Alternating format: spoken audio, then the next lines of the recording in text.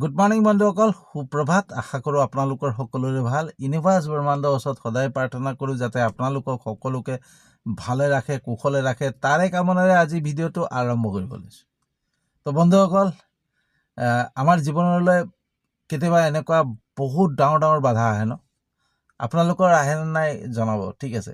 কিন্তু মোৰ জীৱনলৈ আহে, ঠিক আছে। মই জীৱনত বহুত বাধা পাইছোঁ, ঠিক আছে। আৰু বাধা পাই পাই মই এটা বাধা নেওচি আগুৱাই আহি আছোঁ, ঠিক আছে। তো আমি এই বাধাবিলাক যেতিয়া জীৱনলৈ আহে নহয়, আমি যেতিয়া কিবা এটা কাম কৰিবলৈ ষ্টাৰ্ট কৰোঁ, কিবা এটা আৰম্ভ কৰিব বিচাৰোঁ, কিবা এটা ভাল চিন্তা কৰোঁ, সেই সময়তে আমাৰ জীৱনলৈ কিছুমান বাধা আহি পৰে।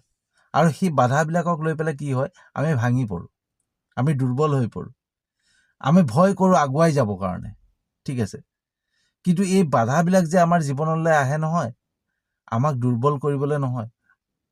এই বাধাবিলাক আমাৰ জীৱনলৈ আহে আমাৰ এটা নতুন সুযোগ লৈ, আমাৰ এটা সুযোগ হিচাপে আহে।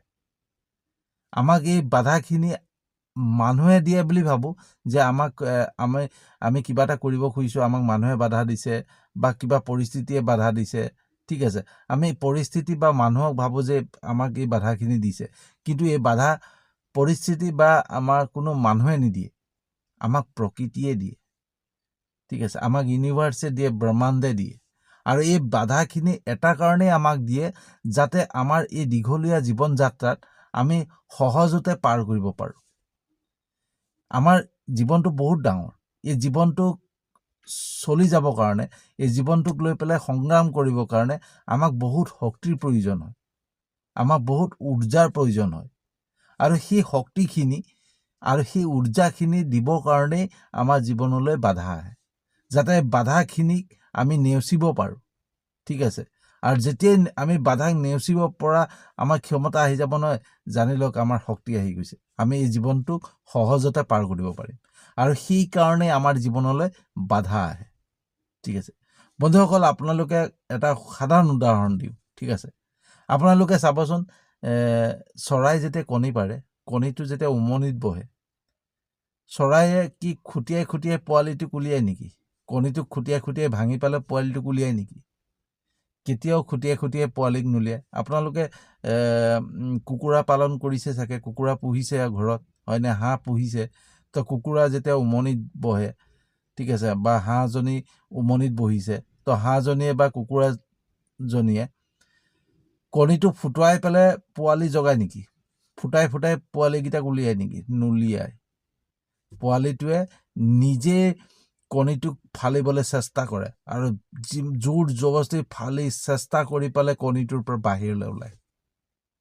আৰু প্ৰকৃতিয়ে সেই তেনেকেই চৰাইক সেইটো ধৰণে মানে ষ্ট্ৰাগল কৰিবৰ কাৰণে, সংগ্ৰাম কৰিবৰ কাৰণে সেই বাধাটো দি থৈ দিছে, যাতে তেওঁলোকৰ পাখিত সেই জোৰটো পায় বাধাখিনি ফালিবৰ কাৰণে, সেই কণীটো ভাঙিবৰ কাৰণে যে পাখিয়ে জোৰ লগায়, ঠিক আছে। এই পাখিয়ে যিমান জোৰ লগায়, পাখি ভৰি যিমান জোৰ লগায় নহয়, সেই চৰাইটোৱে সেই পাখিবিলাক মজবুত কৰে যাতে উৰিব পাৰে, হয়নে?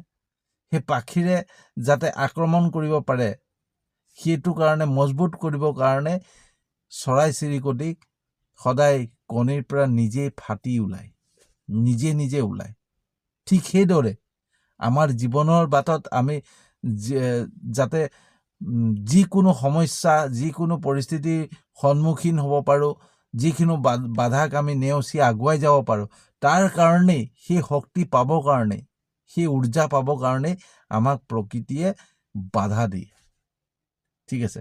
বাধাখিনি আমাৰ জীৱনলৈ আহে, ঠিক আছে। আমি বাধাখিনিক সদায় এনালাইজ কৰিব লাগে, আমি চাব লাগে, ঠিক আছে। সদায় আমি বাধা আহিলে আমি কি কৰোঁ? দুৰ্বল হৈ পৰোঁ, ভাঙি পৰোঁ, ঠিক আছে। আমি কিবা এটা কাম কৰিব খুজিছোঁ, ঠিক আছে, কিবা এটা আৰম্ভ কৰিব খুজিছোঁ, আৰু তেতিয়া কি হয়, আমি ঘৰৰ মানুহক সোধোঁ, ওচৰ চুবুৰীয়া মানুহক সোধোঁ, বা পৰিয়ালৰ লোকক সোধোঁ যে মই এইটো কৰিব পাৰিমনে, এইটো কৰিব পাৰিমনে? তেতিয়া সিহঁতে কয় এইটো কৰিব নোৱাৰোঁ। ঘৰৰ মানুহে বাধা দিয়ে, তই এইটো কৰিব নোৱাৰ, তুমি এইটো কৰিব নোৱাৰা, এইটো কৰিবলৈ আমাৰ আমুক হ'ব, তামুক হ'ব। তেতিয়া আমি সেই বস্তুটোক ভালকৈ চালি জাৰি চাব লাগে, যে এই বস্তুটো কৰিলে আমাৰ ভাল হ'ব নে নহয়, আমি ভাল কৰ্ম কৰিছোঁ নে নাই কৰা।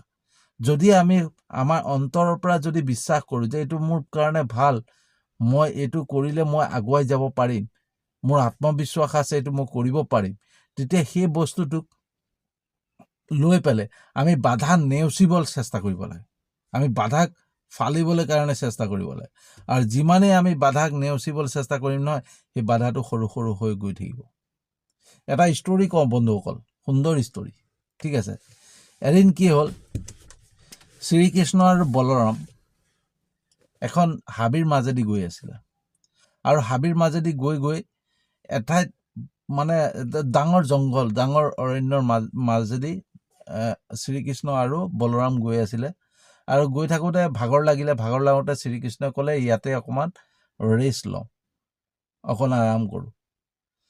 আৰু শ্ৰীকৃষ্ণই ক'লে যে দুইজনৰ ভিতৰত এজন প্ৰথম শুম, অলপ দেৰি শুম, তাৰপিছত এজন উঠিলে এজন শুম, কাৰণ এই অৰণ্যত ডাঙৰ ডাঙৰ দৈত্য আছে, কেনেবাকৈ যদি দৈত্য আহি যায় আমি দুইজনে শুই থাকোঁ, দুইজনকে মাৰি দিব, গতিকে এজন সাৰ পাই থকাটো ভাল হ'ব।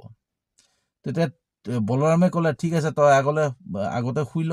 শ্ৰীকৃষ্ণক ক'লে, তই আগতে শুই ল, তাৰপিছত মই শুম।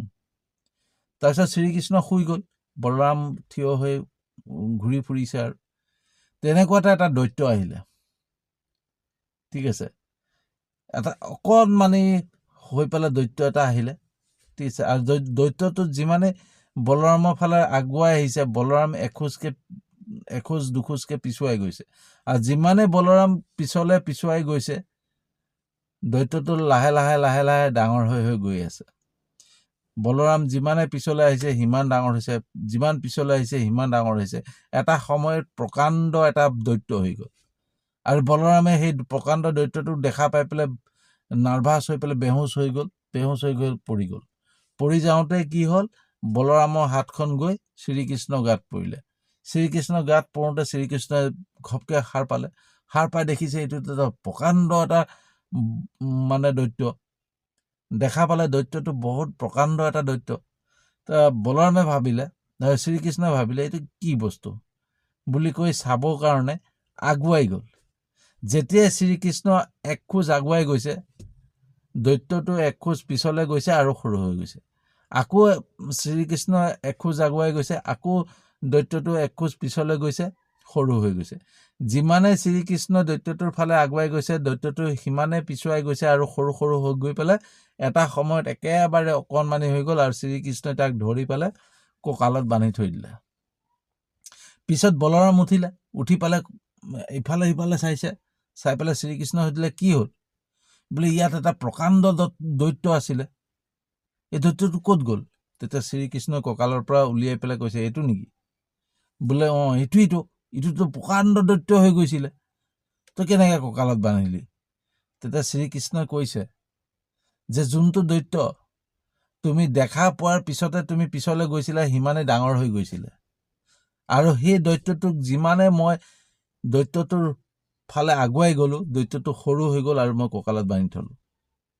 ঠিক তেনেকেই বন্ধুসকল, আমি যিমান বাধাখিনিক চাম নহয়, বাধাবিলাক দেখা পাম নহয়, যে আমাৰ সন্মুখত এটা ডাঙৰ বাধা ৰৈ আছে, আৰু বাধাক দেখি পালে যিমানেই পিছুৱাই যাম নহয়, সিমানেই বাধা ডাঙৰ হৈ হৈ গৈ থাকিব। আমি বাধাক ফালে যিমানেই আগুৱাই যাম, সিমানে বাধা সৰু হৈ গৈ থাকিব। সেইকাৰণে বন্ধুসকল, মোৰ যিটো অভিজ্ঞতা, যে বাধাক কেতিয়াও জীৱনৰ বাটৰ এটা ডাঙৰ জপনা বুলি ভাবিব নালাগে, ঠিক আছে। তাক লৈ পেলাই দুৰ্বল হ'ব নালাগে, তাক লৈ পেলাই ভাঙি পৰিব নালাগে। আমি বাধাক নেওচিবলৈ চেষ্টা কৰিব লাগে। যিকোনো বাধাক আমি ভালকৈ চালি জাৰি চাই, এইটো বাধা মোৰ জীৱনলৈ আহিছে, এই বাধাটো কেনেকৈ নেওচিব পাৰোঁ, তাক এনালাইজ কৰিব লাগে, তাক বিচাৰ কৰিব লাগে যে এই বাধাৰ পৰা মই কেনেকৈ মুক্ত হ'ব পাৰোঁ, কেনেকৈ নেওচি পালে মই আগুৱাই যাব পাৰোঁ, ঠিক আছে। বাধাক দেখি পেলাই পিছ হুকিব নালাগে, বাধাক দেখি আমি আগুৱাই যাব লাগে, ঠিক আছে। তো বন্ধুসকল, কেনেকুৱা লাগিলে ভিডিঅ'টো? যদি সঁচাকৈ ভাল লাগিছে, যিমান পাৰে শ্বেয়াৰ কৰি দিব, যিমান পাৰে শ্বেয়াৰ কৰিব, যাতে কাৰোবাৰ জীৱনত যদি বাধা আহি আছে আৰু যদি দুৰ্বল অনুভৱ কৰিছে, তেওঁলোকে উৎসাহ পায়, সাহস পায়, যাতে বাধাক নেওচি আগুৱাই যাব পাৰে, ঠিক আছে আৰু সঁচাকৈ যদি মোৰ ভিডিঅ'বিলাক ভাল লাগে আপোনালোকে মোৰ ইউটিউব চেনেলটো ছাবস্ক্ৰাইব কৰি দিব আৰু এটা মোৰ ফেচবুক প্ৰফাইল আছে তাতো আপোনালোকে ফ'ল' কৰি ল'ব ঠিক আছে তো বন্ধুসকল আজিলৈ ইমানতে সামৰণি মাৰিছোঁ আৰু এটা নতুন বিষয়বস্তুলৈ আহি আছোঁ